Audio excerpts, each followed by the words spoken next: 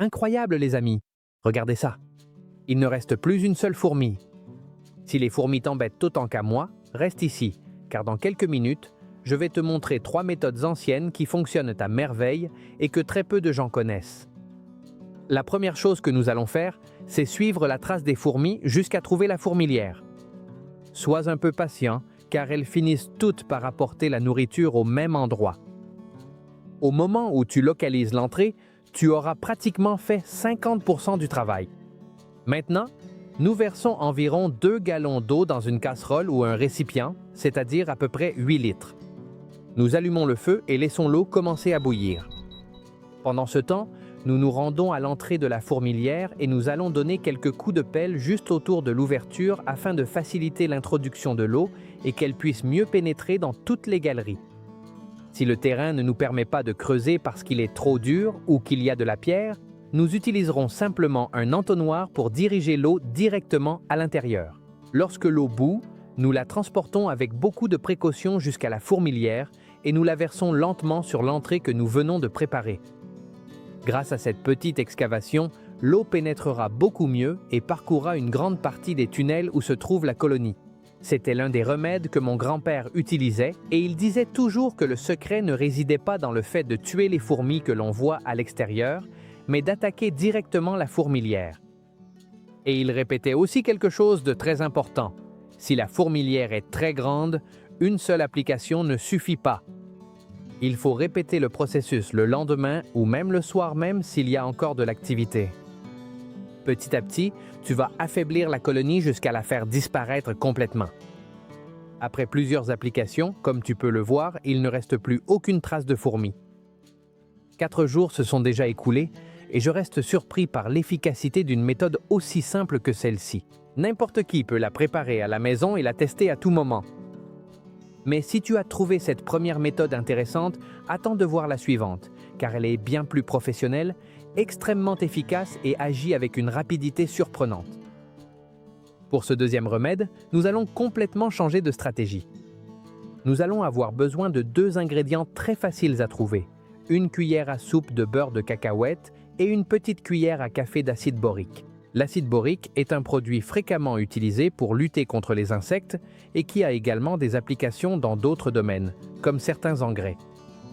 Comme tout produit chimique, il doit être manipulé avec précaution et toujours tenu hors de portée des enfants et des animaux domestiques. Maintenant, nous prenons un morceau de plastique, un sac ou toute surface jetable et nous y déposons une cuillère à soupe de beurre de cacahuète. Ensuite, nous ajoutons une petite cuillère à café d'acide borique et nous mélangeons bien le tout jusqu'à obtenir une pâte parfaitement homogène. Plus le mélange sera bien intégré, plus le résultat sera efficace.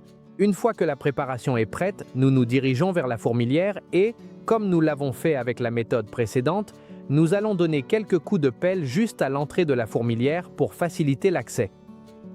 Ensuite, nous plaçons le plastique contenant le mélange juste à l'intérieur de cette cavité. Il n'est pas nécessaire de l'introduire directement dans la galerie, il suffit de le laisser là, car les fourmis elles-mêmes se chargeront de le transporter à l'intérieur. Voici maintenant l'une des parties les plus importantes de cette méthode, la sécurité. Si nous avons une plaque métallique, une grosse pierre, un pied de parasol ou tout autre objet lourd permettant de couvrir complètement la zone où nous avons laissé l'appât, il est fortement recommandé de l'utiliser. De cette façon, nous éviterons que des enfants, des animaux domestiques ou même des animaux de passage puissent entrer en contact avec le mélange. Dans mon cas, je vais utiliser un pied de parasol pour recouvrir complètement l'entrée de la fourmilière. Il est suffisamment lourd pour rester en place et en même temps, il laisse de petits espaces par lesquels les fourmis peuvent entrer et sortir sans aucun problème tout en transportant le mélange à l'intérieur. Une fois que tout est en place, il suffit de laisser agir. Il ne faut rien remuer ni manipuler continuellement l'appât. Les fourmis commenceront à transporter de petites quantités jusqu'au cœur de la fourmilière et ce seront elles-mêmes qui répartiront le mélange dans toute la colonie. Au cours des jours suivants, il est recommandé d'observer l'activité. Si l'on constate qu'il ne sort pratiquement plus de fourmis, cela signifiera que le traitement fonctionne correctement. S'il y a encore beaucoup de mouvements, il suffit de préparer un nouveau mélange en respectant exactement les mêmes proportions et de répéter le processus. Le meilleur dans cette méthode, c'est qu'elle ne demande presque aucun effort. La préparation ne prend que quelques minutes et ensuite, ce sont les fourmis elles-mêmes qui font tout le travail pour nous, atteignant des recoins où il serait impossible d'accéder de l'extérieur. Eh bien, 4 jours se sont écoulés depuis la dernière fois que nous avons appliqué ce remède et comme tu peux le voir, il ne reste pratiquement plus une seule fourmi ni aucune activité dans la fourmilière. Elles ont presque complètement disparu, ce qui prouve que, lorsqu'on le fait correctement, cette méthode fonctionne vraiment bien.